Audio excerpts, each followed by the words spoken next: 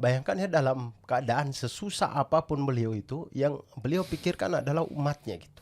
Yang beliau pikirkan adalah bagaimana generasi-generasi ini bisa lolos daripada azab neraka, bisa lolos daripada murkanya Allah Subhanahu wa taala. Kita kasih solusi. Abdur Arsyad. Halo Kakak Riri. Gile. Jadi bisa dibilang katanya Panji, katanya Radit, katanya David, Babe, hampir semua komika yang pernah hadir di sini katanya lu yang paling alim. Masa begitu? Lah bener. Panji bilang katanya lu harus ngundang Abdur loh, dia tuh paling islami di antara kita-kita. Tidak juga. Cuman ya mungkin Baca gitu. Quran bagus. Tidak, ya maksudnya pendidikan aja, karena pendidikan di keluarga aja gitu. Ini kita cari tahu nih. Apa maksudnya dulunya bokap atau orang tua kiai kah atau apa, nanti kita bahas ya. Ya. Dari awalnya ya. Ya. Tapi memang katanya banyak yang bilang seperti itu, katanya lu tuh belum afdol tau nggak? Podcast lu kan sempat bahas ustadz datang ke sini, lu harus ngundang Abdur tau nggak? Nah makanya gue gali Ya, penasaran. makanya saya juga kaget, saya pikir kasih solusi ini podcastnya Ustadz gitu. Saya juga waktu nonton Ustadz Khalid pertama kali kayaknya saya nggak mungkin di podcast kasih solusi. Ya gitu. mungkin lah. Iya, ternyata itu awal-awalnya. Sekarang Iya, kemudian ke teman-teman juga yang lain, ya alhamdulillah lah gitu. Gila, ngeri ya. Apalagi Panji waktu itu pernah cerita juga tuh. Ya kan terkait dalam hal selain ngomongin lo, kemarin dia bahas mengenai dia tuh kekajian ini disalahin, kekajian itu disalahin. Akhirnya gue bingung deh, kenapa sih Islam tuh jadi kayak banyak aliran gitu. Akhirnya ya udahlah. Terus dia nggak mau ke kajian. Mungkin bisa jadi kali ya. Enggak, masalahnya bukan di situ, masalahnya dia malas aja ke kajian. Masalahnya dia di malasnya doang gitu. Bukan gara-gara dia bimbang. Iya. Pilih yang mana ya? Kalau dia misalkan masalahnya misalkan dia gitu ya, dia tinggal tanya aja, Dur, kajian yang mana ya? Yang ini tinggal saya kasih tahu gitu. Orang kasih kajian Ustadz Khalid ada di Blok M. Iya betul. Di Masjid Al Azhar itu setiap hari ada kajian. Iya betul. Deket banget tuh dari ini Wijaya itu. Itu memang malas aja dia. Enggak. Alasan bilang Islam terlalu banyak, gua bingung milih kajiannya. Udah nggak usah. Emang kau aja yang malas, Panji. Kajian segini banyak, jutaan miliaran di Indonesia ini. Parah, kacau banget. Enggak deh, berarti memang dia malas bukan aja. gara-gara iya Der, gue tuh bingung. Di sini bilang katanya alirannya begini, sini stres kan jadinya. Udahlah aku balik ke New York aja. Aku pasti terkenal. Di New York pun ada kajian. Iya, betul. Iya. Iya betul. Tapi di sana gimana dia? Kalau misalkan bingung NU dan Muhammadiyah misalkan. Iya. Di New York aja gitu kan, nggak ada NU, nggak ada Muhammadiyah. Iya betul. Nggak ada Persis, nggak ada Hidayatullah, nggak ada tuh di sana tuh. Udah ikut aja kajian di New York sana gitu. Ada juga gitu. Cuma kan di sana lagi meniti karir. Ya. Dan mungkin lokasi beliau dengan kan tidak kayak saya tidak tahu juga ya. Kayaknya New York itu masjidnya tidak seramai di sini kan. Oh iya. Jadi mungkin tempatnya Bang Panji tinggal dengan pusat kajian Islamnya mungkin jauh. Berapa kira-kira jauhnya tuh? Saya kurang tahu. Oh, mungkin bisa jadi mungkin jaraknya 6 hari kali ya. mungkin nggak tahu. Tapi kayak saya nonton kayak YouTube-nya Merciful Servan gitu. Ada yang bahasa Inggris. Iya. Kayaknya ustadz dari Amerika sana deh. Banyak kan Yusuf Estes juga di sana, Syekh Yusuf Estes. Nah itu. Ada juga yang ini kan di bermukimnya di New York juga kan. Benar. Nah itu.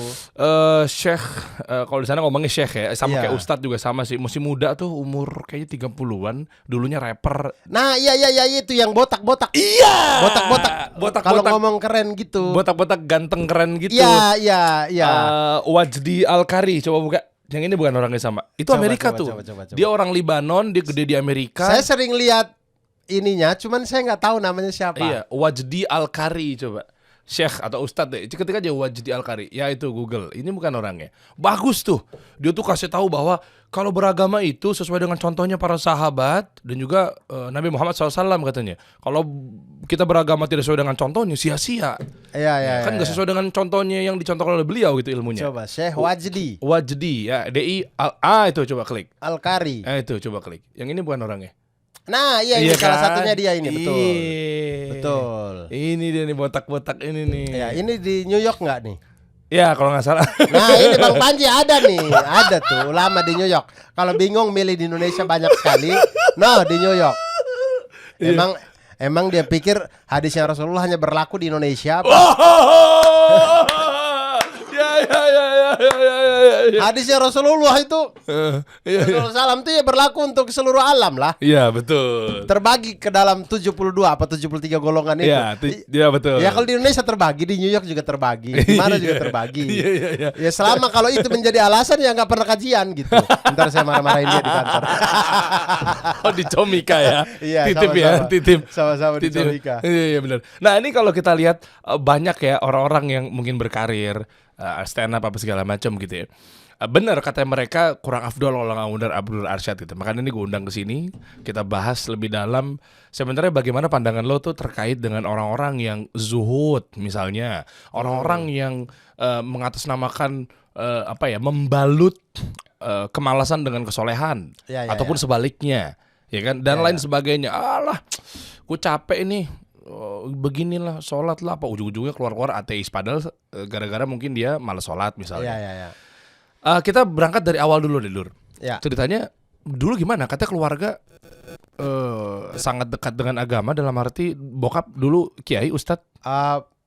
Sangat dekat walau alam ya, karena itu yang menentukan Allah Subhanahu Wa Taala ya. Masya Allah. Tapi sangat peduli ya, karena dari kakek dan nenek dan segala macam itu semuanya itu bagaimana mengajarkan anak-anaknya dan mengajarkan cucu-cucunya sampai ke orang tua saya juga mengajarkan saya itu bagaimana agama itu menjadi nomor satu di jadi tolak ukur nomor satu di dalam keluarga gitu. Oke. Jadi sholat kami sembayang kalau bahasa di sana.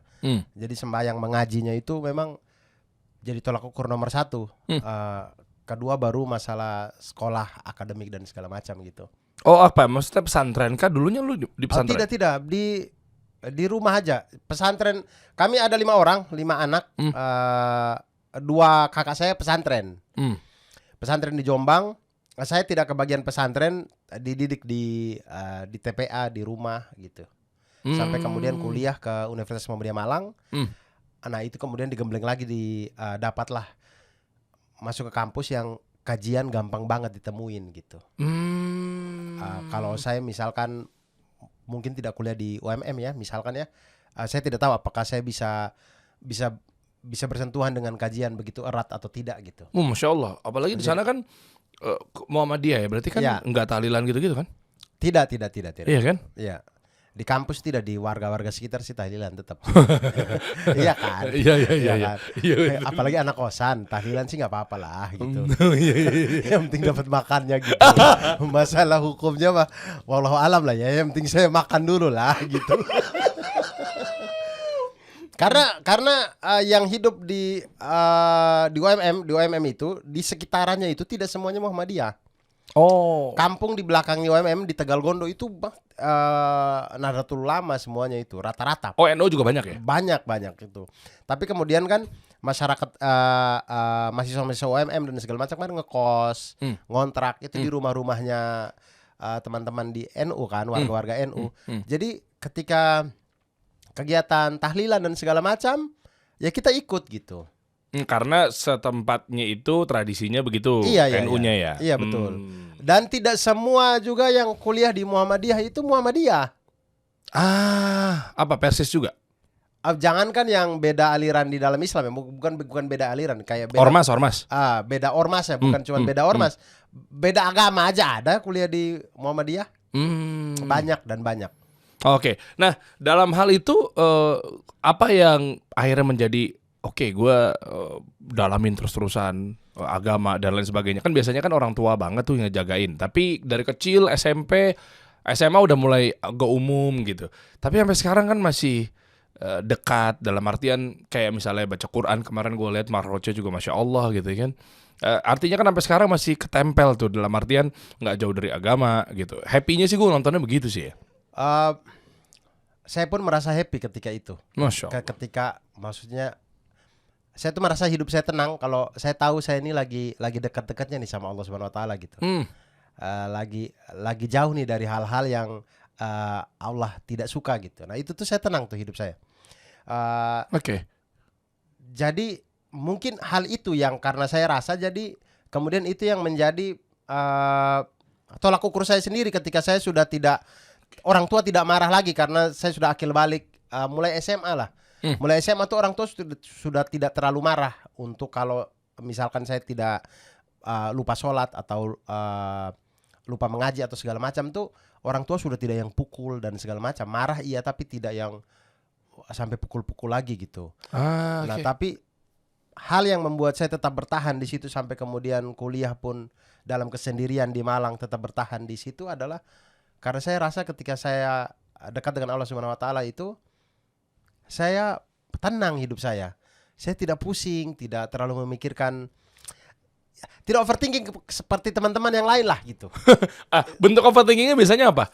Overthinking tuh misalkan kayak dulu saya kuliah itu kayak teman-teman yang kayak takut sekali misalkan semester depan ambil mata kuliah apa ya, kan kita program sendiri kan, mata kuliah apa ya, ambil mata kuliah itu, aduh dosennya bagaimana ya, aduh dosen itu nanti kata kakak tingkat susah lagi dosen itu apa segala macam. Nah kalau saya tuh nggak pernah begitu tuh, saya ambil kalau memang itu dapat di saya ya memang takdirnya begitu, saya jalani aja udah. Masya Allah. Intinya saya tidak mendahului takdir. Maksudnya takdir itu kita tahu itu takdir ketika kita sudah melewati itu kan. Oke. Selama kita belum melewati itu, ya jangan berpikir bahwa takdir saya dapat dosen yang killer nih. Enggak usah kan, memang belum ada, belum terjadi gitu. Betul. Ketika sudah terjadi ini baru oke, takdir saya memang dapat dosen ini. Dijalani saja gitu. Oke. Nah, terkait dari overthinking yang dimaksud, apakah overthinkingnya juga ranahnya tuh betul-betul enggak hanya ke dosen, ke pelajaran kuliah apa segala macam ya, tapi lebih kepada semuanya. Misalnya contoh kayak kalau pakai agak sedikit mewah, ntar gue takutnya ngeliatannya bahwa lu mah silau dengan harta. Tahu gak sih kayak gitu-gitu? Iya. Overthinking yang artinya sekarang kan termasuk di Kosa Solusi juga sering banget membahas mengenai Islam itu kan berarti kan ayo upaya bisnis apa segala macam. Tapi giliran gue bahas bisnis lebih dalam, lebih tajam, tips and trick dan lain sebagainya, bang lu ngejar dunia mulu lu bang. Nah, yang kayak gitu-gitu kan, maksudnya menurut versi lu seperti apa dengan mendalami agama Islam dan lain sebagainya? Apakah nemu orang-orang yang berarti kalau Islam itu kumuh, lusuh, nggak kaya gitu apa gimana? Nah kalau pandangan saya Islam tuh keren kan. Islam tuh keren gitu. Orang Nabi Muhammad SAW aja keren orangnya gitu. Para sahabatnya juga keren gitu. Jadi Islam itu seharusnya keren gitu. Dia tuh dicitrakan dengan hal yang keren gitu. Perkara zuhud itu kalau ini menurut saya zuhud itu kalau kayak para sahabat zuhud itu dasarnya mereka tuh kaya raya, kemudian memilih untuk hidup sederhana gitu. Oh iya betul. Rasulullah SAW itu bukan orang yang miskin, bukan orang menikah dengan Khadijah radhiyallahu anha saja maharnya 100 unta yang kalau dirupiahkan bisa sampai 2M ya, 2M apa 3M gitu. Bayangkan orang 25 tahun nikah punya mahar 100M tuh, atau mahar 1M aja gitu. Misalnya taruhlah mahar 1M, umur 25 tahun gitu. Itu orang miskin apa orang kaya? Orang kaya lah. Iya. Rasulullah SAW tuh sekaya itu, tapi kemudian beliau memilih untuk hidup zuhud gitu. Ketika di rumahnya tidak ada nasi, tidak ada makanan gitu, beliau memilih untuk puasa. Beliau memilih, tapi pakai parfum ya pakai parfum. Iya. Tampilannya keren ya keren gitu. Di Sirah Nabawiyah kita baca di ending-endingnya itu kan bagaimana tampilan fisiknya Rasulullah SAW itu, betapa orang melihat itu kayak indah banget gitu. Nah bagaimana mungkin kita punya Nabi Muhammad SAW yang sekeren itu, kemudian kita itu sebagai umatnya memilih untuk tampil di masyarakat sebagai sosok yang lemah gitu. Yang orang lihat aja males gitu. Kenapa gitu? Iya benar. Kita banyak menemukan riwayat. Dulunya beliau kan pedagang, kan? Sampai digelarkan Al-Amin dan lain sebagainya. Iya kan? Karena dia pedagang yang sukses, jujur dan lain sebagainya. Nah begitu udah istilahnya diutus jadi nabi. Nah baru dari situ fokus tuh untuk berdakwah. Nah sementara itu gimana cara dakwah kalau nggak ada uang? Makanya ada Khadijah radhiyallahu anha, ibunda kita itu support dengan uangnya, hartanya, betul. untuk beliau berdakwah gitu kan. Gimana caranya kalau dakwah nggak pakai uang kan begitu kan? Iya. Itu poinnya. Bahkan saya rasa Rasulullah SAW itu beliau kan hidup rampasan perang, kalau dapat tuh kan beliau dapat bagian yang lumayan banyak kan. Ghanimah. Ghanimahnya itu lumayan banyak. Tapi kemudian beliau tuh memilih memang untuk hidup zuhud gitu. Iya. Artinya kalau teman-teman yang misalkan sekarang yang memilih hidup zuhud, pernah nggak dalam satu waktu hidup dikasih uang 1 M, kemudian memilih untuk enggak, saya zuhud aja gitu? Enggak kan? Iya. Enggak kan? Iya, Memilih bener. hidup zuhud karena memang malas aja gitu. Nah, ini. Karena memang malas, kayak hidup tuh kayak Islam tuh kayak anti sama uang gitu, padahal enggak kan? Enggak, kita tuh dituntut untuk ya bekerja untuk sebaik-baiknya agar kita tidak meninggalkan generasi kita yang lemah. Ya. Jangan sampai generasi kita yang kita tinggalkan tuh lemah gitu, sehingga mereka gampang digodai sama harta dunia, kemudian keyakinannya pindah gitu. Oke. Oh, apa jangan-jangan kalau tadi lu ngomongin generasi, mungkin gue sih mikirnya kejauhan apa gimana gue nggak tahu ya. Mungkin jangan-jangan anak-anak muda sekarang atau mungkin yang umur-umur 30, 40 dan lain sebagainya memegang cerita atau mungkin dalil ya terkait Rasulullah SAW yang sampaikan ketika sebaik-baiknya generasi adalah generasi yang berdampingan denganku, seburuk-buruk generasi adalah generasi yang nanti akhir zaman. Kan generasi kan kualitasnya menurun kan. Iya betul. Nah mungkin gara-gara itu kali ya mungkin gue udah akhir zaman, generasi udah kayak begini kali, udah gue gak usah ngapa-ngapain kan udah takdirnya begini gitu. Iya, tapi itu dia tadi, selama itu belum terjadi, Iya. jangan pernah bilang itu takdir gitu. Iya, Selama itu betul. belum terjadi. Toh di beberapa di hadis yang lain kita tahu bahwa kita ini adalah umat yang paling dirindukan oleh Iya. Rasulullah SAW begitu. Maksudnya ketika beliau bilang beliau merindukan sesuatu gitu, merindukan saudara-saudaranya beliau, kemudian para sahabat bilang, ya Rasulullah, apa ya lagi yang kau rindukan, bukankah kami para sahabatmu gitu.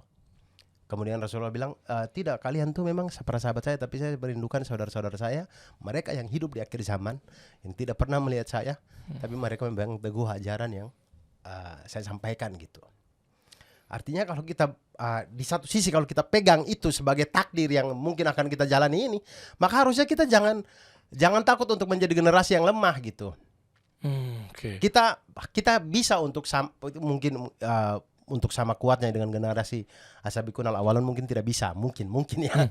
Mungkin tidak bisa, tapi paling tidak kita bisa meniti jalan yang hampir sama dengan mereka gitu. Bagaimana mereka begitu yakin dengan kehidupan ini, begitu yakin dengan jalannya segala macam gitu. Saya yakin kita juga bisa sih. Jangan terlalu takut, karena menurut saya dunia itu dia boleh berganti, tapi permasalahan manusianya mungkin berganti nama tapi sama-sama aja kan. Permasalahan yang jangan pernah berpikir bahwa permasalahan yang terjadi pada zaman kita ini tidak pernah dirasakan oleh umat-umat terdahulu. Semua udah mengalami itu dan mereka bisa melalui itu, kenapa kita tidak bisa gitu. Iya kan, kita punya ajaran yang sama, punya nabi yang sama. Kalau mereka bisa, insya Allah kita juga bisa. Wah, Masya Allah. Ya, tadi benar-benar lumayan terketuk juga ketika memang kita adalah umat yang dirindukan. Betul. Saya setiap kali hadis itu dijelaskan di kajian-kajian, saya selalu menangis gitu, selalu terharu. Karena Kenapa? Kalau boleh tahu, apa yang bikin seorang Abdur ketika mendengarkan bahwa Rasulullah akan merindukan kita sebagai umat-umat di akhir zaman? Kenapa, Dur?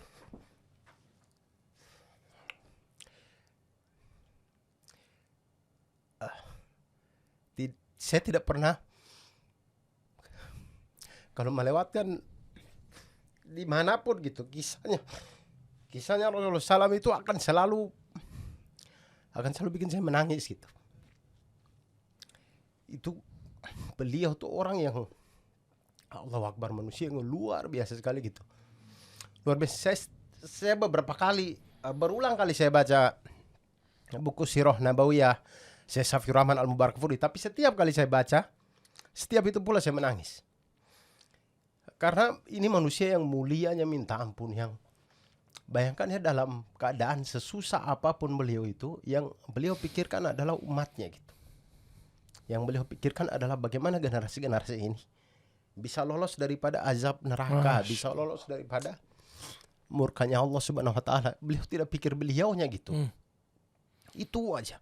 Lalu kemudian saya berada di satu titik waktu yang saya tidak pernah ketemu dengan beliau, tapi kemudian saya tahu dari lisan mulianya dia bilang dia merindukan umat-umatnya gitu. Betapa saya tidak getar gitu. Setiap kali saya dengar hadis ini itu pasti saya terharu gitu, karena wow, orang ini kayaknya Saya pernah ini deh, ada satu lagi Bang, ini bahkan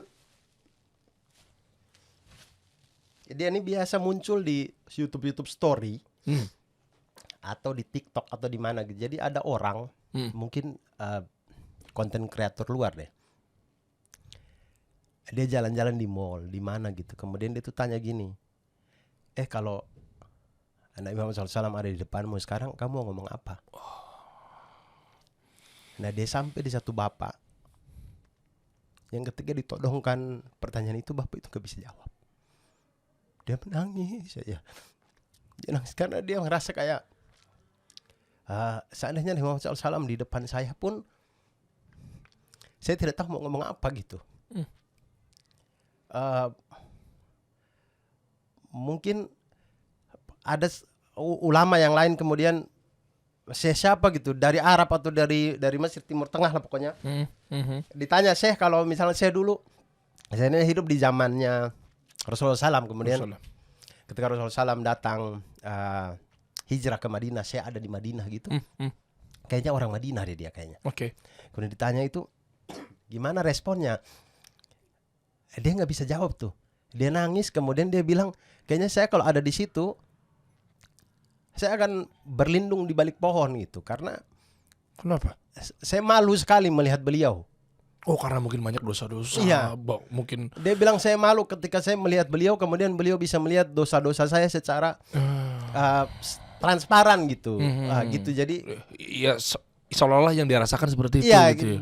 Beliau merasa kayaknya saya tidak pantas dia melihat makhluk semulia ini gitu. Masya Allah. Nah gitu-gitu sih. Jadi hal-hal gitu yang kayak sepotong-sepotong gitu, kalau saya nonton itu saya ikut terharu gitu, kayak aduh iya ya gitu-gitu. Ya memang kita lihat perjuangan beliau kan terkait dengan misalnya tadi adalah pembahasan kita mengenai bisnis, uang dan lain sebagainya gitu kan. Artinya beliau merasakan bagaimana hidup dengan berdampingan dengan para sahabat-sahabat beliau yang kaya raya, yang hartanya hampir ratusan miliar hingga saat ini apa segala macam gitu kan. Utsman bin Affan, Abdurrahman bin Auf gitu. Saya pernah dengar cerita itu Bang. Di salah satu ceramah juga. Katanya Abdurrahman bin Auf radhiyallahu anhu itu, beliau setiap tahun itu mengeluarkan zakat kurang lebih 1 triliun. Masya Allah. Setiap tahun kalau tidak Haulnya, iya zakat haul. Iya, entah apa pokoknya setiap tahun tuh dia pokoknya ngasih pokoknya 1 triliun, 2 triliun gitu-gitu. Tapi begitu dia meninggal, hartanya masih ada 6,5 triliun. Masih sisa 6,5 triliun. Padahal Sisa tuh ya? Masih sisa, iya. Sisa kan biasanya kan 200.000, 1 juta itu sisa dong. Iya. Dia sisa duit berapa di ATM? Oh, ada sisa 500.000 gitu ya. Iya. Ini Abdurrahman bin Auf bisa ditanya sama sahabat yang lainnya. Sisa berapa di rekening? Ya sisa 6,5 triliun sih. Iya, sisa tuh ya. Sampai beliau tuh bingung kayak mau kemana lagi gitu. Saya tuh mau meninggal nggak bawa harta apa-apa gitu. Tapi sudah disedekain masih ada aja 6,5 triliun. Saya pernah dengar begitu di salah satu ceramah. Jadi saking dia udah bingung mau ngasih kemana lagi duit. Saking begitu banyaknya harta gitu. Nah, kisah-kisah dari para sahabat ini yang kemudian saya itu berpikir bahwa orang yang berjuang itu ketika mereka turun dulu membantu Rasulullah SAW, termasuk Rasulullah SAW juga membantu dakwah Islam dan segala macam ini, kayaknya mereka itu orang-orang yang secara finansialnya sudah merdeka gitu. Mereka tuh sudah kuat secara finansial gitu, atau mereka tahu bagaimana cara cari uang yang tidak mengganggu dengan pergerakannya gitu, pergerakan dakwah dan segala macam gitu. Karena saya tidak pernah menemukan kisah bagaimana sahabat-sahabat terbaik ini ketika dipanggil untuk jihad atau dipanggil berdakwah atau apa, kemudian bentar Rasulullah saya COD dulu sama orang di sebelah sana. Gak pernah. Samina wa ta'na gitu, jalan-jalan gitu. Iya kan? Gak pernah ada alasan ngurusin bisnisnya itu. Saya tidak tahu, makanya saya itu penasaran sekali bagaimana seorang Abdurrahman bin Auf radhiyallahu anhu itu menjalankan bisnisnya gitu. Itu kalau pengen tahu sebenarnya insya Allah gampang, Dur. caranya adalah mungkin lu teman-teman semua lagi pada nonton ya kan, hampir bergetar dengar nama Abdurrahman bin Auf radhiyallahu anhu, itu kan kata hati kita kan terpanggil. Iya. Penasaran kan? Penasaran sekali saya. Nah, gimana kalau kita umroh bareng-bareng sama The Musafir gitu? Kalau di sana, rasakan napak tilas. Tuh. Ya kan? Tapi bisa ketahuan nggak beliau Nah, caranya makanya bagaimana? coba buka dong, coba musafir.kasihsolusi.co.id. Artinya gini, ya alhamdulillah mungkin gue pribadi sama teman-teman juga gitu kan, ada Kevin juga di Musafir. Kita nih ya pernah lah bolak-balik lah, meskipun nggak sering gitu ya, ke Saudi gitu kan, ke Mekah, Madinah, dan teman-teman yang lainnya juga seperti ini merasakan juga hal yang sama. Namun waktu itu kita berpikir gini, lahirnya Kasih Solusi kan memang kita clear pengen banget membantu para UMKM atau pebisnis agar gimana caranya dia bisa berbisnis tanpa pelanggaran syariat. Nah, dari situ kita berpikir bahwa gimana caranya buat satu itinerary keberangkatan umroh yang memang ada efeknya secara positif dan berdampak secara luar biasa ke bisnis. Nah, makanya kita buat satu itinerary atau kisah tapak tilas, nggak cuma sekedar ibadah untuk umroh, tapi di sini gue juga ya, terutama anggota Musafir, pengen ngajak teman-teman untuk kita berangkat bareng-bareng ke sana, ngobrol sama ustadz-ustadz. Kayak contohnya kita nanti akan ada kajian sama atau Q&A, tanya jawab. Kita akan bongkar kisah bersama Ustadz Ariful Bahri hafizahullah ta'ala. Beliau itu adalah penceramah tetap di pintu 19 Masjid Nabawi, yang berbahasa Indonesia. Yang beliau seorang doktor kan, lulusan Universitas Islam Madinah gitu ya. Nah, kita bisa tanya tuh, gimana dulu Abdurrahman bin Auf berdagang? Di mana pasarnya? Di mana transaksi ketika hijrah dari Mekah ke Madinah, ditawarin kebun gak mau, ditawarin istri entar dulu. Tapi aku lebih memilih tunjuki aku di mana pasar. Saya di mana pasar. Itu. Di mana pasar? Itu. Artinya beliau itu kan kosong ya, tidak bawa apa-apa dari Mekah itu, dan para sahabat banyak yang begitu. Nah, ditunjuki pasar.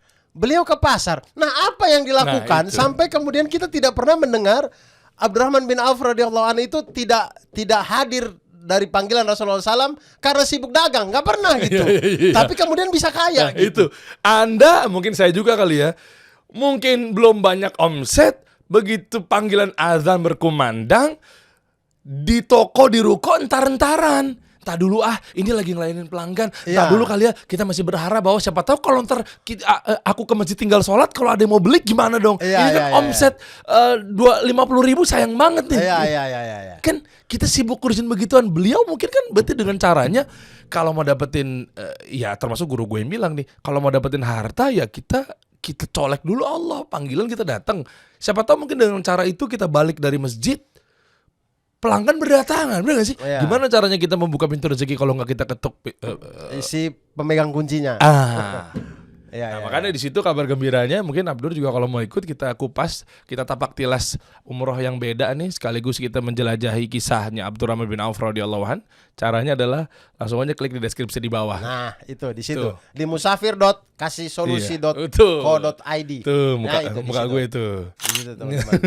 Itu bisa langsung nanti kita dapat tilas sahabat Abdurrahman bin Auf radhiyallahu an. Masya Allah ya. Maksudnya kisah-kisah apa lagi Dur kira-kira yang memang dijalanin sama mungkin sehari-hari, tentang gini deh, stigma kalau kita terlalu ngoyo, terlihat terlalu semangat untuk mencari rezeki, dalam arti mungkin ikhtiar berbisnis, stand up dan lain sebagainya. Ada gak sih yang berpikir bahwa kayak, ya Allah lu jangan ngejar dunia mulu? Nah gitu-gitu suka pernah ada celetukan-celetukan yang rasa gemes gak sih? Kayak, lu kerja mulu lo, lu lihat tuh orang-orang yang biasa-biasa aja yang sholatnya nggak begitu-begitu, kan tahu tuh ya, giliran ada yang dia diajak sholat, terus tiba-tiba ada yang mulai ngebantah bahwa kayak, dia aja nggak begitu sholat nggak kayak lulu aja kayak begini-begini amat, kaya tuh. Iya, Elon Musk juga nggak sholat juga kaya aja. Mark Zuckerberg juga gitu. Ya benar. Itu bukan hal yang salah, tapi permasalahannya itu menurut saya yang kau mau kaya tapi tidak tentram, atau kaya dan tentram gitu. Exactly. Kaya dan hidup tuh kayak slow aja, santai gitu, easy going, karena tidak ada overthinkingnya apa segala macam. Menurut saya hal itu bisa didapat karena hal-hal yang ada dalam Islam gitu. Masya Allah. Menurut saya misalkan orang ateis gitu ya, orang ateis mau dia sehebat apapun, dia tidak pernah bisa menjawab bagaimana konsep kehidupan setelah kematian gitu. Dia nggak punya tuh, nggak ada tuh. Lalu kemudian kita bilang, lah terus pemerkosa di dunia ini, koruptor-koruptor di dunia ini yang senang-senang itu kalau tidak ada kehidupan setelah kematian, terus mereka enak dong bisa lolos dari hukuman dunia, terus selesai aja gitu kehidupan ini. Iya. Nggak adil banget gitu. Iya. Nah, orang ateis nggak punya tuh konsep untuk menjelaskan itu. Iya. Bagaimana ketidakadilan di dunia ini dibayar oleh orang-orang itu? Nggak bisa gitu. Oke. Itu hanya bisa, yang bisa menjelaskan konsep keadilan itu hanya orang-orang yang beragama, yang percaya bahwa setelah kematian ini ada kehidupan. Dan ketika kita berpegang teguh pada itu, pada ajaran agama, dalam hal ini kalau saya agama Islam itu tidak ada overthinkingnya saya yang bikin saya sampai susah tidur, yang bikin saya sampai tidak enak menjalani hari, tidak, sampai detik ini tidak pernah. Apapun yang saya usahakan, maksudnya misalnya saya bikin show, bikin jual karya atau apa segala macam tidak laku atau apa, saya santai aja gitu. Karena menurut saya kalau dalam matematika itu, kalau kita mencari sebuah nilai atau apa gitu ya, semakin banyak data, biasanya hitungan kita, penarikan kesimpulan kita akan semakin akurat. Karena data yang kita ambil banyak. Iya.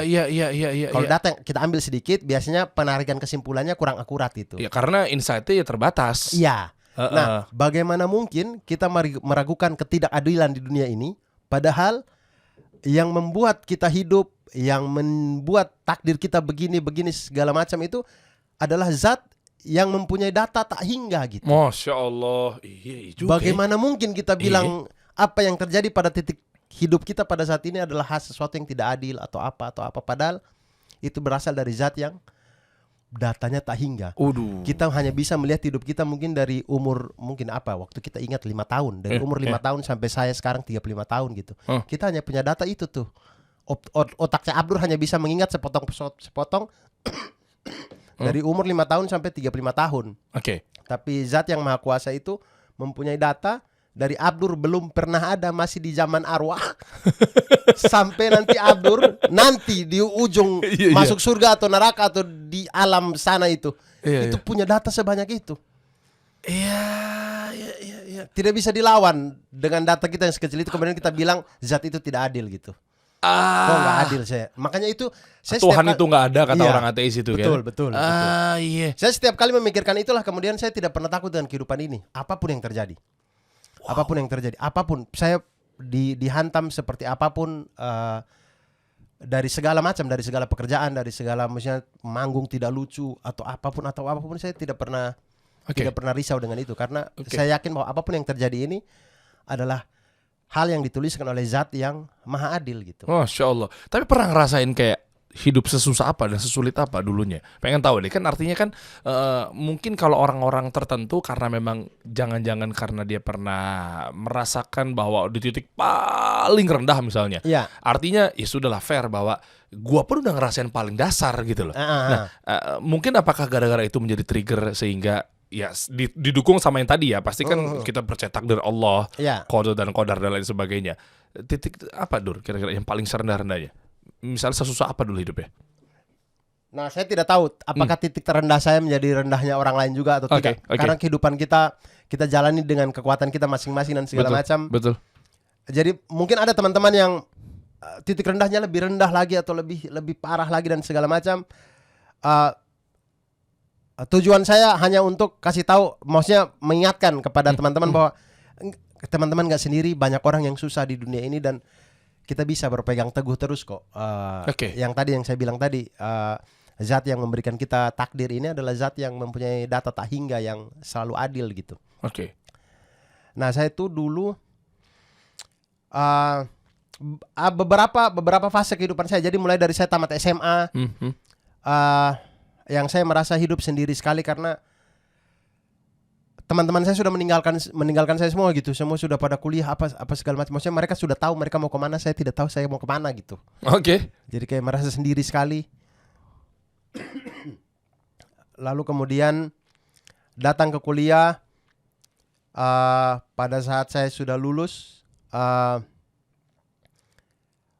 perempuan yang saya betul-betul suka pada waktu itu udah lamar, udah apa segala macam, walaupun belum sama orang tua ya, baru saya gitu.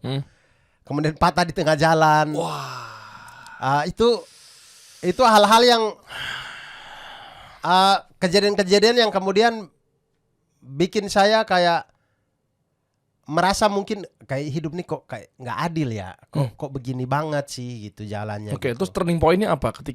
Apakah itu yang menjadi bahwa tapi kayak nggak mungkin nih misalnya itu, atau apa yang bikin tadi kan di awal sempat jelasin bahwa ternyata saya meyakinkan bahwa Allah itu pasti adil dan lain sebagainya gitu kan? Iya, iya. Tapi kan nggak gampang orang yang Betul. melewati fase itu tuh ada yang nggak percaya akhirnya jadi ateis, naudzubillah, Iya. ya kan? Atau mungkin dia setengah-setengah dalam arti kayak Allah sebenarnya adil nggak sih? Kok yang miskin makin miskin, yang kaya makin kaya gitu? Kok dia tuh sukses show-nya, kok gue gini-gini aja misalnya? Iya, Sampai akhirnya tadi yakin bahwa enggak, udah, gue apapun itu mau lucu apa enggak misalnya, yang penting gue udah ngelakuin yang terbaik. Apa seperti apa? Jadi saya tuh ditolak sama maksudnya tidak jadi dengan Nikah. tidak jadi nikah dengan perempuan ini tuh, itu menurut saya pukulan yang luar biasa karena hampir di setiap sholat tahajud saya itu nama orang ini masuk gitu. Maksudnya itu di sepertiga malam tuh. Itu di sepertiga malam tuh.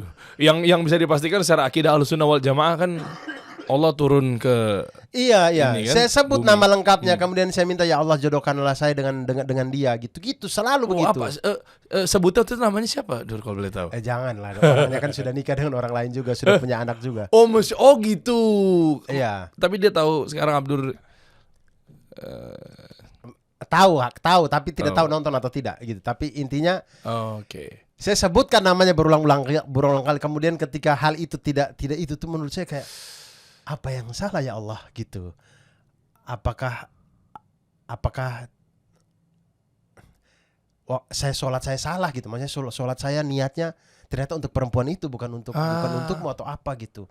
Jadi banyak hal yang membuat saya, pokoknya pada waktu itu saya lemah selemah-lemahnya gitu. Saya menangis, saya ini segala macam gitu. Tapi hanya satu pegangan saya itu, yaitu yang sesungguhnya Allah tidak akan memberikan cobaan yang melebihi kemampuan saya gitu. Harusnya Komang ini yang ciptain. Enggak, saya buta dada. Tapi itu tuh terbantu. Itulah terbantu sekali kalau kita. Jadi akhiran surah Al-Baqarah itu teman-teman, kalau sebenarnya ini kita ulang-ulang dalam alamat surat juga kan.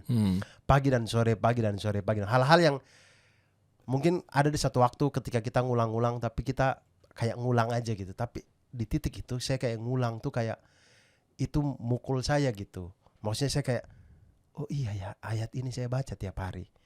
Kenapa kemudian saya merasa saya tidak kuat menjalani ini gitu. Ayat yang mana? Coba mungkin bisa La bacain. yukallifullahu nafsan illa wus'aha. Ya kalau tidak salah ya. Kalau tidak salah itu. Coba. Mungkin Coba bisa artinya. dibaca. Ayat-ayat terakhirnya surat Al-Baqarah. Apa 285? Ayat berapa? Mulai dari lillahi ma fis sama Oke, coba. sampai kemudian yang akhir. Mungkin bisa dibaca dulu. Yang artinya aja ya.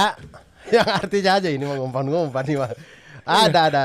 Ini. Enggak, coba mungkin bisa dibacain. Juz 3, dia juz 3. Iya, nggak mesti coba dibaca dulu dong. Tadi kan Anda yang memancing kan, maksudnya kan saya jadi pengen tahu ayat yang mana gitu loh. Abang pasti tahu lah, ya ilah. Orang itu imam biasa baca kok di Ya kayak gimana coba?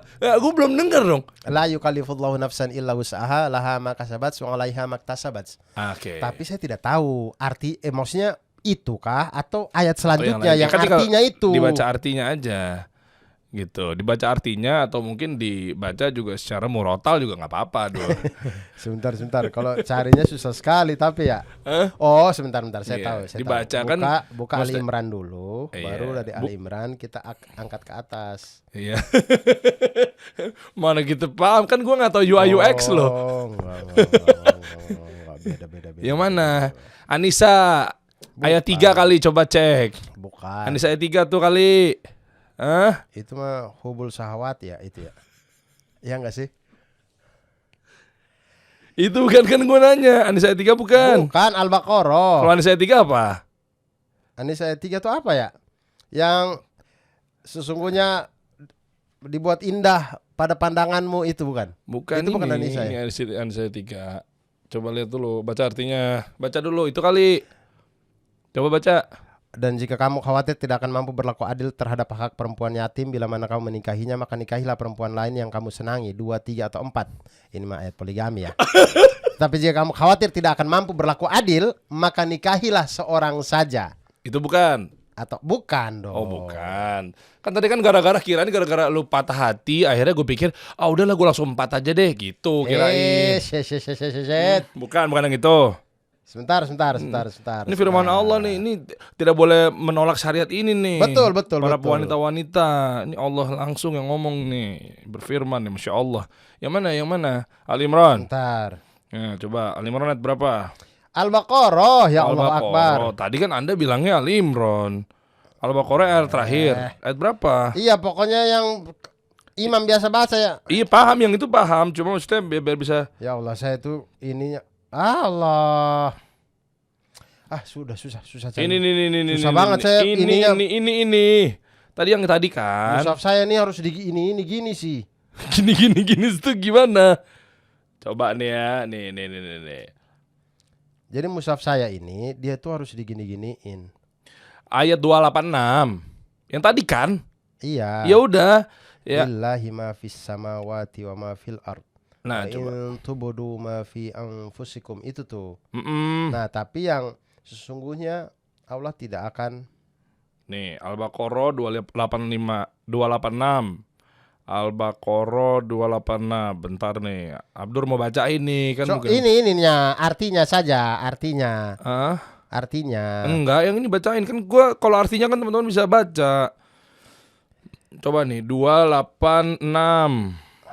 Ya Allah, kepencet lagi langsung ke Al-Imran ya? Iya kan? Iya bener kok gitu sih. Nah, harus di-scroll lagi kan begitu. Sabar, tapi maksud Kok saya mushaf? teman-teman yang Kok mushaf gitu sih? Ini mushaf dia, ini aplikasinya kali ya di handphone gue ya. Cara langsung kayak nyari kayak page. Bentar loh. Ke 286 gimana sih, guys? Iya bener juga ya? Ini saya bisa dapat, tapi Arabnya gitu, Indonesianya saya juga nggak tahu gitu. Kalau diubah begini gitu, kayak makanya enaknya Kok gue jadi enaknya Arab? kalau kita bawa mushaf langsung sih. Ambil mushaf dong, ambil mushaf. Ada nggak mushaf? Ya ada lah, insya Allah. Coba di luar nih. Coba. Saya penasaran itu tuh yang la yukallifullahu nafsan illa wus'aha atau Yang mana? gitu yang Coba artinya dulu itu. yang coba pelan-pelan. Kok kalau di scroll gitu dipindah ke surat berikutnya ya? 216 286. Ini dia di ending-ending ini nih. Kalau tidak salah yang ini sih. Nih gue pelan-pelan nih. La yukallifullahu nafsan illa wus'aha. Iya benar. Ini. Nah, Iya. apa itu artinya? Coba ya. Enggak, gue biasanya kan kayak artinya. Nah, baru gue Iya, yang tapi artinya beneran. Ya, coba enggak? baca dulu. Enggak, udah ketemu Dik. Coba dulu tapi Nah, betul kan? Ya, Allah coba. tidak membebani seseorang enggak melainkan artinya sesuai gue. sesuai dengan kesanggupannya. Artinya gue. Gitu. Abdur yang ini bacaan Arabnya, firman Allahnya coba gue artinya. Oke, itu ya. Mm-mm. A'udzubillahi minasyaitonirrajim. Bismillahirrahmanirrahim. La yukallifullahu nafsan illa wus'aha.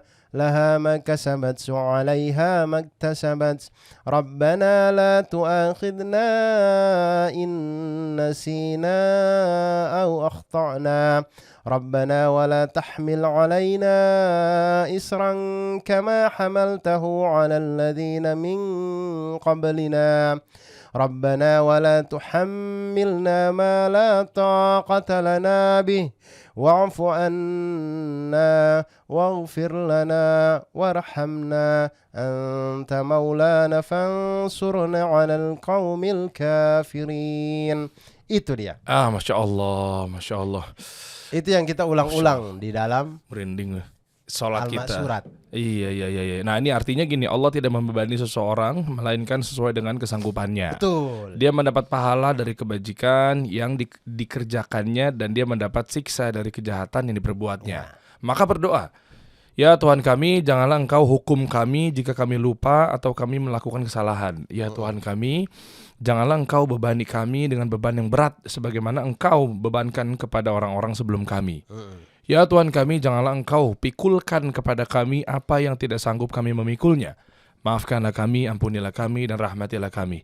Engkaulah pelindung kami, maka tolonglah kami menghadapi orang-orang kafir. Iya. Oh, iya. Jadi itu karena saya ulang-ulang itu di alamat surat itu. Mm-mm. Jadi di satu titik waktu ketika saya Dapat ujian. lemah banget itu, ayat itu yang menyadarkan saya kayak kenapa saya harus takut sih?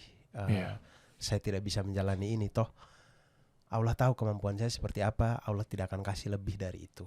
Jadi, Ya. jadi Ya Allah nggak akan uji kita tuh luar kemampuan kita iya. kan. Dan karena saya itu jurusan matematika sih Bang. Jadi saya itu Apa hubungannya Pak? saya matematis sekali. Oke. Jadi maksud saya saya membayangkan dengan angka-angka gitu. Oke. Jadi kalau zat yang maha benar ini kasih tahu, misalnya kemampuan saya 100, ini ujian mungkin 80, ya saya bisa dong jalanin ini gitu. Jadi sesaklek itu saya tuh, jadi kayak oh ini masih di bawah saya gitu, ini masih bisa gitu, kayak gitu-gitu. Wah, Masya Allah. Akhirnya disitulah bahwa menjadi titik atau turning point ketika membuktikan Allah dengan firman-Nya ya terhadap manusia ini. Jadi kita melihat bahwa kayak oh ternyata memang manusia itu pasti diuji. Tapi tenang, ujian itu nggak mungkin ngelebihin dari kapasitas kita kan. Iya, iya. Dan hal yang saya tanamkan selalu dari dulu, ketika pokoknya susah apapun, jangan pernah menjadi zalim pada Allah gitu. Jangan pernah melawan orang tua. Pokoknya jangan pernah tidak melaksanakan sholat dan segala macam. Jadi mau sebenci apapun kita dan kehidupan ini, mau apa-apa kayak gimana pun kehidupan ini bikin kita jadi susah atau segala macam, jangan pernah membuat kita menjadi orang yang jahat gitu. Masya Allah. Karena suatu saat insya Allah hal-hal ini akan berbalik kok, kita akan kembali lagi ke kehidupan yang lebih enak gitu. Jadi lewatin aja gitu, jalan aja gitu. Itulah titik Abdur semakin yakin dengan janji Allah ketika kita ikhtiar dan lain sebagainya, hasil biarkan Allah yang memberikan hasilnya gitu ya. Semakin dekat juga, semakin kita betul-betul yakin bahwa ini sudah ada takdirnya dan lain sebagainya. Makanya disitulah kesimpulannya seorang Abdur Arsyad ini ya udah saatnya kayaknya di tahun ini atau mungkin tahun besok gitu akan membuat satu black campaign katanya ya. Iya, black camping. Awalnya black campaign, pengen banget tuh black campaign. Iya, tapi namanya terlalu provokatif sepertinya untuk siapa? Sebuah tour stand up comedy dari Oktober sampai Januari, yang mana itu lagi marak-maraknya orang kampanye gitu. Wah, nekat banget. Oktober. Iya, mulai bikin dari show. Iya, 21 Oktober 2023. Oke. 12 kota sampai kepada itu, mulai dari Makassar 21 Oktober 2023. Iya, sampai terakhir Makassar, Surabaya dan Pasar, Bandung, Bogor, Banjarmasin, Balikpapan, Bandar Lampung, Batam, Yogyakarta, Semarang. Terakhir Jakarta 13 Januari 2024. Wow. Jadi awal tur ini gimana sih kisahnya? Sampai di Januari itu dia akan selang-seling dengan orang kampanye kan. Jadi kalau namanya black campaign terlalu provokatif. Bahaya tuh. Terus sangkanya nih kan mungkin yang tadinya lebih pro ke sini akhirnya ini paling cuma jelekin gue punya pasangan calon gitu ya. Saya takutnya ntar orang mikirnya begitu. Padahal saya pengen karena sebelum ini kan saya bikin Pahlawan Perlu Tanda Jasa, tur juga 7 kota. Itu 90 menit saya membicarakan tentang pendidikan Indonesia. Nah, yang ini itu apa, ngomongin pendidikan juga? Saya pengen 90 menit ngomongin masalah politik di Indonesia. Maksud saya kita itu sudah terlalu gampang untuk si manusia-manusia itu bodoh-bodohi kita terus gitu. Siapa? Maksudnya siapa? Manusia-manusia yang tidak bertanggung jawab, yang tidak pengen kita tuh bersatu gitu. Yang tidak mau kita bersatu dalam perbedaan. Padahal masalah beda pilihan itu, pilihan dalam politik itu kan hal yang biasa ya. Dari dulu juga sudah begitu, dan segala macam. Tapi tetua-tetua dulu kan bisa ini, orang-orang senior kita dulu, pejuang kita dan segala macam itu dulu bisa bersatu gitu, walaupun berbeda-beda. Iya. Lalu kenapa kita generasi sekarang itu kayak gampang sekali diadu domba segala macam. Dan ini awalnya tuh dari sini, dari kan orang-orang dahulu kan berarti kan bergandengan erat dengan pahlawan. Ya. Nah, apakah ada hubungannya dengan Pahlawan Perlu Tanda Jasa yang dimaksud di sini adalah dengan gayanya pakai baju safari guru, ya kan? Maksudnya kenapa awalnya tuh kepikiran show-nya itu tuh kan kocak banget ya, pakai baju guru atau PNS gini kan? Iya, memang itu PPTJ Pahlawan Perlu Tanda Jasa memang ceritanya seperti guru di dalam kelas gitu. Oke. Dan tapi ingat ya, 2014 kalau nggak salah pas Presiden Pak SBY ya, 14 sampai 2004 sampai 14. Ya kan 10 kan, kan 2 periode beliau. Ya kan 2004 sampai 2014 itu kan di eranya Pak SBY, presiden kita waktu itu membuat guru itu jadi ASN. Itu ingat banget gue. Jadi gaji guru naik, ya kan, terus juga terkait mungkin APBN atau segala macamnya gitu, terkait dengan pendidikan itu tinggi harganya. Jadi akhirnya terbantukan para guru-guru. Apa gara-gara itu, maksud gue begitu? Tidak, kalau ini PPTJ itu pada kemarin PPTJ itu membawa tentang isu-isu guru honorer gitu. Nah itu, jadi eranya Pak SBY naikin guru-guru yang tadinya guru honorer jadi ASN. Jadi PNS. Nah, itu Pak SBY. Gue pikir gara-gara itu. Sekarang juga sama, jadi ASN, tapi istilahnya itu bukan PNS. Tapi? Jadi ASN itu sekarang itu dibagi dua. ASN itu ada PNS, ada satu lagi P3K. P3 itu adalah pegawai pemerintah dengan perjanjian kerja. Oh, iya. Istilahnya outsourcing. Iya. Ya pokoknya Pak Jokowi nerusin yang ASN itu nerusin programnya Pak SBY berarti. Wallahu alam lah ya. Yang kemarin kan harusnya. Saya nggak tahu. Tapi istilah P3K itu baru muncul di saat ini, di sekarang. Maksudnya di pemerintahan yang sekarang. Dan itu nanti akan dibahas lagi di Black Camping itu. Tidak, Black Camping lebih membahas tentang bagaimana harusnya kita itu sebeda apapun pilihan kita harusnya bisa bersatu, karena semakin kita tidak bersatu itu semakin gampang kita itu tercerai-berai. Iya, maksudnya dengan kita tidak bersatu semakin gampang hal-hal yang tidak pro kita itu dicetuskan gitu. Oh, keren. Karena kita itu tidak bersatu. Wah, keren. Kalau kita tidak bersatu tuh gampang banget gitu. Iya, kan kalau kita renggang, otomatis mungkin musuh-musuh kita, orang-orang yang nggak suka dengan kita, nggak suka dengan pemerintahan kita dan lain sebagainya gitu kan, negara kita akan gampang banget kita diacak-acak. Iya, betul. Iya kan, mungkin dari ditempelin isu agama, ditempelin begini, ya kan, jadi gampang banget kita iya juga ya. Tapi kalau kita brek gitu, bareng-bareng, nah, baru kita kuat. Tapi pertanyaannya bareng-barengnya yang mana yang bisa bawa kita bareng-bareng dan bersatu, Dur? Apakah gara-gara Anda di pakai Black Camping sih saya tidak akan menyuruh teman-teman untuk memilih 1, 2 atau 3, tidak pernah. Kita membahas tentang politik Indonesia, kita ketawa sama-sama. Tapi kayaknya sehabis show, walaupun saya tidak omong, kayaknya orang tahu Abdul promosi. Gue tebak ya. Gue nggak sebutin nama. Gue coba dari ini ya, clue-nya aja. Boleh balik ke show yang sebelumnya. Ya, gue tebak nih. Gue tuh suka marketing. Jadi pasti ada hubungan erat dengan demand creation atau nge-create demand atau berjalannya alur biar orang-orang tahu Abdur ini ngarahnya kemana. Boleh tahu ini?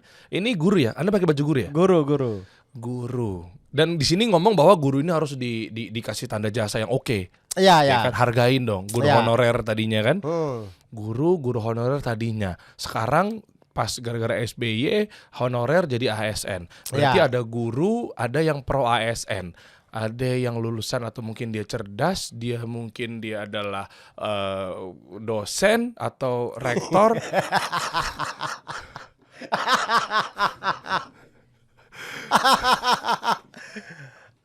Ada ini kan Pak Muhajir. Siapa tahu Pak Muhajir naik kan.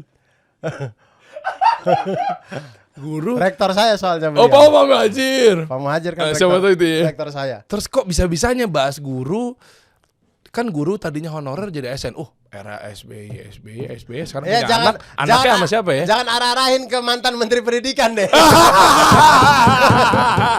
Dia arah-arahin banget ini. Enggak ke situ ya. Enggak, tapi intinya soalnya pro guru banget. Soalnya kan Pak SBY punya anaknya bareng sama Tidak, saya lebih ke bagaimana Anda lagi nyari sebenarnya itu jawabannya. Sebenarnya itu jawabannya. Tidak, tapi tujuan saya itu bukan untuk, "Weh, teman-teman, ayo pilih ini." Bukan. Black Camping itu pengen kayak, ya kenapa 90% tahu kalau Anda tuh kesana arahnya? Tadi kan lu bilang begitu. Ya mungkin sebenarnya tanpa show pun atau apa mungkin orang juga bisa ngelihat gitu dari sepak terjang saya bagaimana pemilu-pemilu yang dulu-dulu saya itu bagaimana posisinya apa segala macam. Pantesan lo bikin black lagi behind the scene. Iya, kayaknya orang tuh cukup mudah. Saya tuh bukan orang yang rahasia-rahasia banget kan. Jadi kayaknya orang-orang itu yang sering melihat karya saya itu bisa tahu kok cenderung Abdur ini akan cenderung kemana gitu. Ya nanti kita buktikan aja. Kalau teman-teman datang untuk menggali ilmu, belajar. Iya. Kan stand up comedy ini atau stand up-nya ya, komika lah gue sebutnya. Orang-orang cerdas, orang-orang pinter. Makanya kadang-kali gue nonton kadang-kadang ada insight ini. Karena kalian kan baca ya. Iya. Kalian baca, kalian riset gitu. Ya, Iya. Untuk hal ini berarti khususnya Abdur gitu ya. Gue juga nonton show-show lo, konten-konten lo dan lain sebagainya. Sehingga gue banyak belajar lah. Iya.